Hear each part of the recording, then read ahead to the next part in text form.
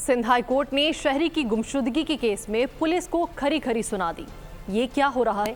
आखिर पुलिस का क्या धंधा चल रहा है? सिंध हाई कोर्ट के जस्टिस नेमतुल्लाह पुलिस हुकाम पर भरम। बात की बाजियाबी से मुतालिक केस की समाअत के दौरान पुलिस हुकाम लापता शहरी की वापसी से लाइल्म निकले। जस्टिस नेमतुल्लाह ने पुलिस हुकाम की सरजनिश कर दी। रिमार्क्स दिए, पुलिस का क्या धंधा चल रहा है? बहुत ही अफसोसनाक सूरत हाल है। पुलिस शहरियों की बाजियाबी से भी लाइल्म है। अगर आपको हमारी ये वीडियो पसंद आई है तो हमारे चैनल को सब्सक्राइब करें और बेल आइकन पर क्लिक करें।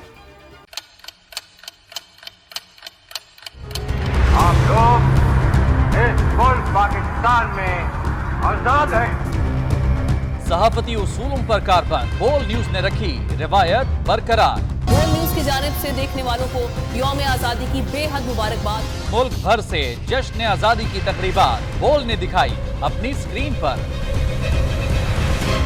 पाकिस्तान के 76वें यौम आजादी का जश्न बोल ने सुनाई पाकिस्तान जिंदाबाद के नारों की गूंज।